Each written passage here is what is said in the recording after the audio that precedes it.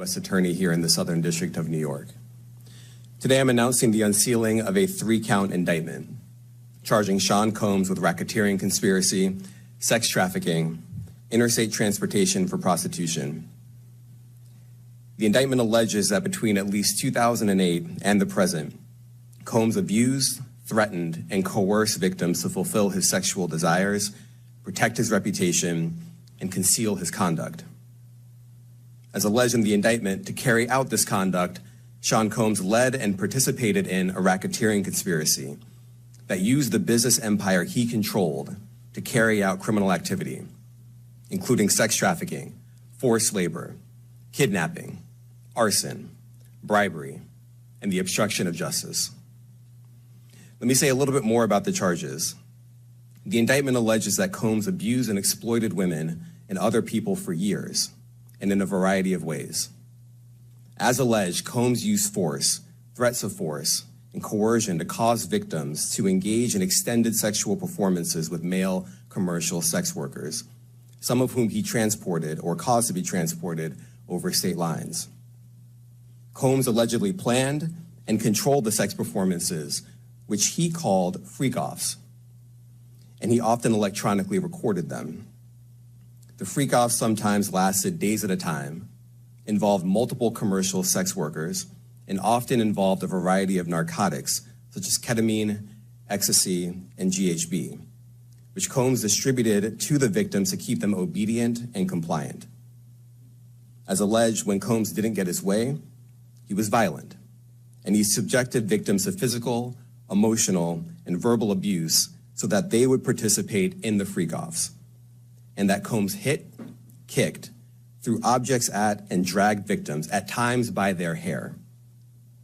On one occasion in March of 2016, that conduct was captured on video and later reported in the media. Specifically, Combs kicked, dragged, and threw a vase at a victim in a Los Angeles hotel when the victim was attempting to flee. As alleged, these assaults often resulted in injuries to the victims, which took days or weeks to heal. In addition to the violence, the indictment alleges that Combs threatened and coerced victims to get them to participate in the freak-offs. He used the embarrassing and sensitive recordings he made of the freak-offs as collateral against the victims. And the indictment alleges that he maintained control over the victims in several ways, including by giving them drugs, by giving and threatening to take away financial support or housing, by promising them career opportunities, by monitoring their whereabouts, and even by dictating their physical appearance. Because of all of this, the indictment alleges that the victims did not believe they could refuse Combs without risking their security or facing more abuse. The indictment also alleges other acts of violence undertaken by Combs and others, including violence against witnesses to his abuse, kidnapping, and arson. The indictment alleges that on more than one occasion, Combs carried or brandished firearms to intimidate and threaten victims and witnesses. Now, Combs did not do this all on his own. As I mentioned, Combs has been charged with RICO conspiracy. He used his business and employees of that business and other close associates to get his way. Those individuals allegedly included high-ranking supervisors in the business, personal assistants, security staff, and household staff.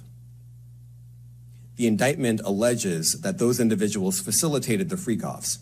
They booked the hotel rooms and stocked them with the supplies, including drugs, baby oil, personal lubricant, extra linens, and lighting. When the hotel rooms got damaged, they helped clean it up. They arranged for victims and commercial sex workers to travel for the freak-offs, and they delivered large quantities of cash to Combs to pay for the commercial sex workers. The indictment also alleges that they helped Combs cover up his crimes. During the March 2016 incident at the LA hotel that I mentioned earlier, a member of the hotel security staff intervened, and Combs attempted to bribe the staff member with a stack of cash to make sure that what happened was kept quiet. And as the indictment alleges, in late 2023, after public allegations were made about Combs's crimes, he and others pressured witnesses and victims to stay silent including by making phone calls to witnesses and victims and giving them a false narrative of what they had experienced.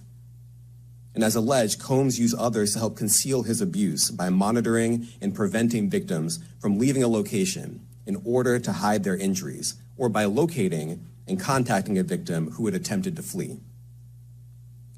As part of this investigation, in March of this year, special agents from HSI executed search warrants at Combs' residences in Miami and Los Angeles.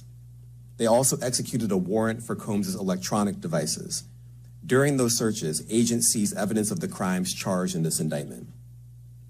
They seized firearms and ammunition, including 3 defaced AR-15s and a large capacity drum magazine. They also seized evidence of the freak-offs, electronic devices that contain images and videos of the freak-offs with multiple victims. And they seized cases and cases of the kinds of personal lubricant and baby oil that Combs' staff allegedly used to stock hotel rooms for the freak-offs, more than 1,000 bottles altogether. Here are some of the items that we recovered during the searches.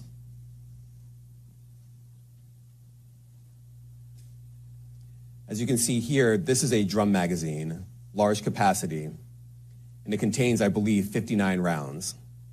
I mentioned as well, we recovered 3 AR-15s.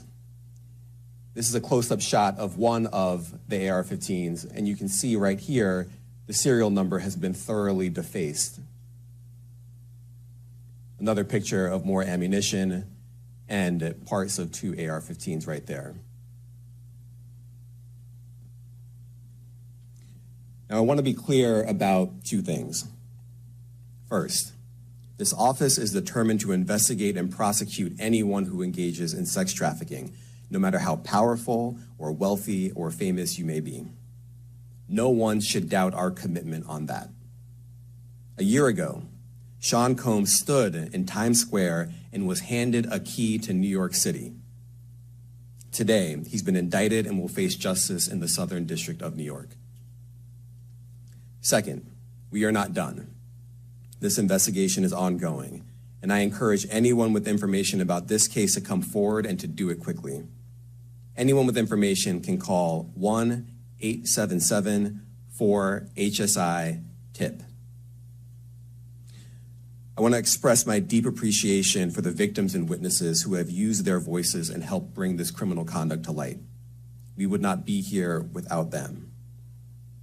I also want to thank the dedicated case agents on the HSI Trafficking in Person Squad in New York. They have been with us since day one and have worked tirelessly on this investigation. They will continue to be invaluable partners to us. I also want to thank the incredible agents and analysts from SCNY who have also provided tremendous assistance on this case. I'm deeply grateful for their continued work. And finally, I want to thank the outstanding career prosecutors from SCNY who are handling this case.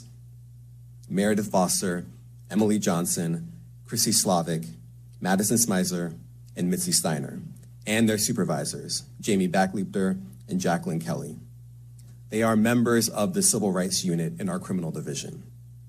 We created the Civil Rights Unit when I became U.S. Attorney. I'm deeply proud of their work on this and so many other cases.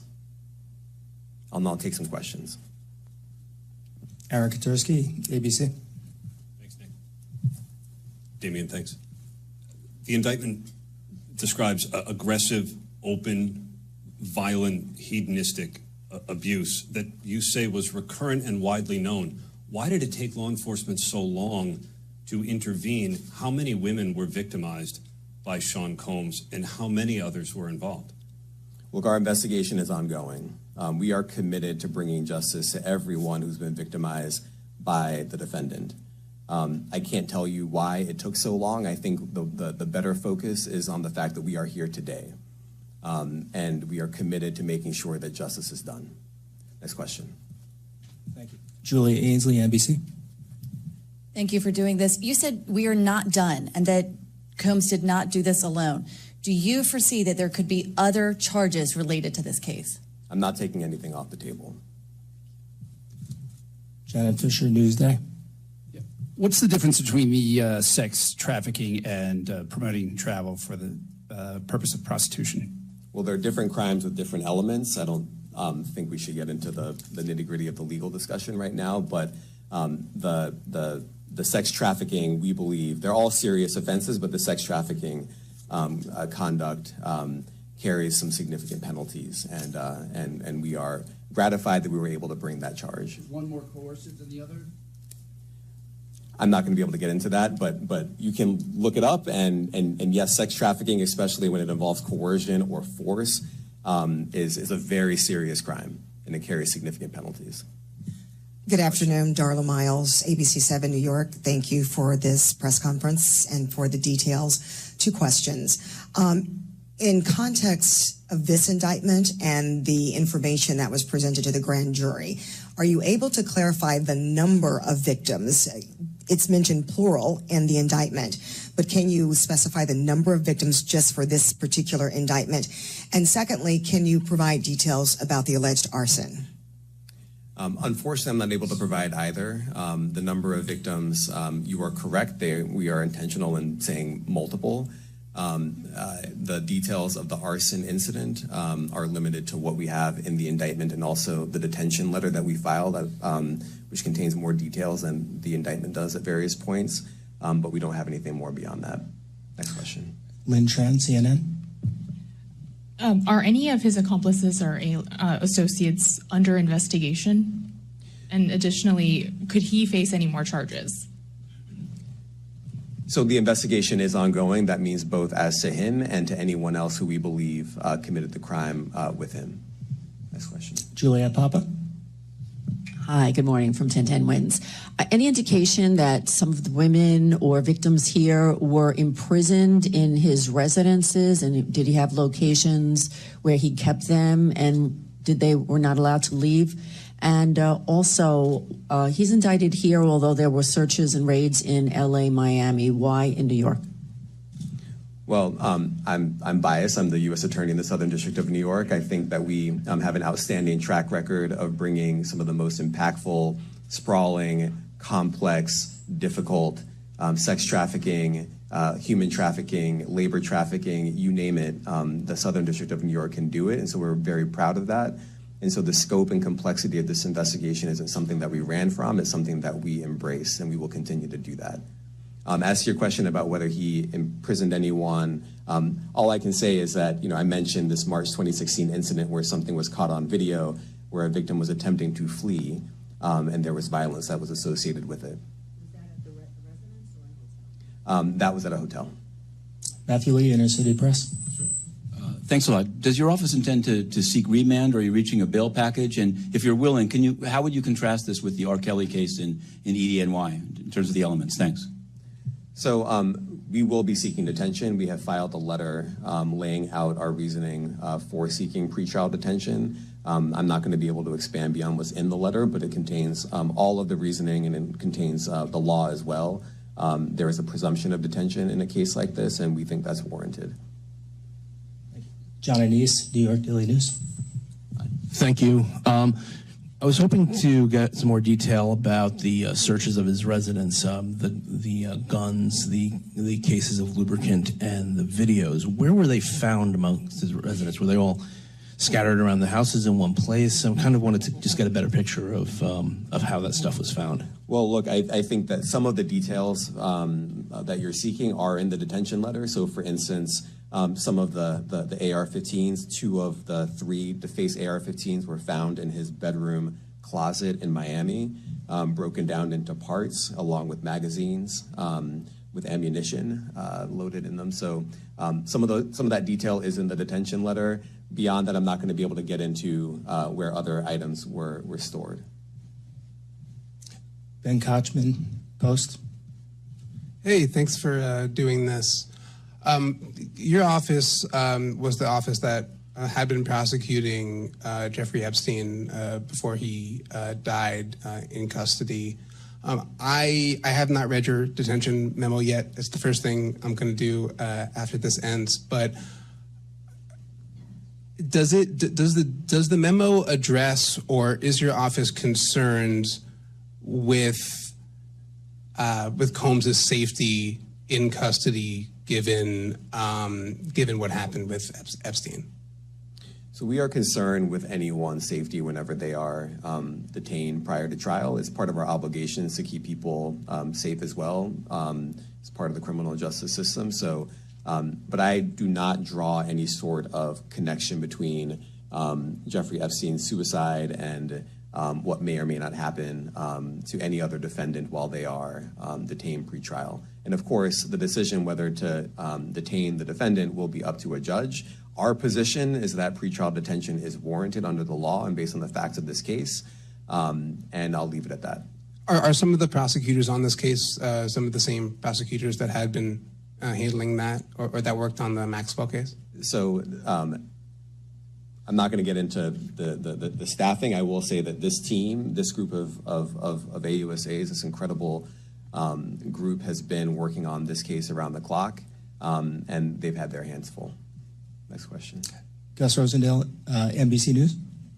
Good morning, sir. Combs' attorney said that his client has been cooperative with investigators. He said that this morning. I was wondering if you would have a reaction to that.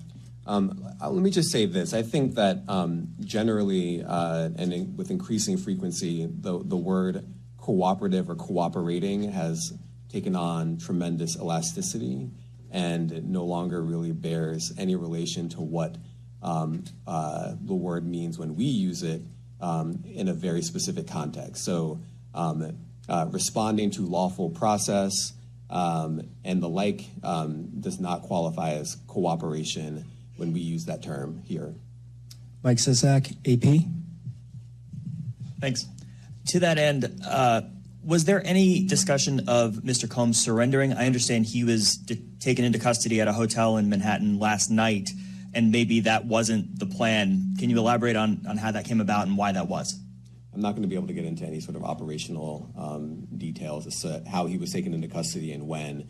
He is in custody right now. He will be appearing in court later today. Was there any discussion of him surrendering, given they claim he's cooperating? I'm not going to be able to get into law enforcement tactics or operations. Well, you're watching a news conference from the District Attorney. Viewers around the world are about to leave us, but we were just hearing details there after the arrests and the 3 federal charges of Sean Diddy Combs, including racketeering, sex trafficking and transportation to engage in prostitution. The District Attorney saying Combs will face justice and their investigations have only just started.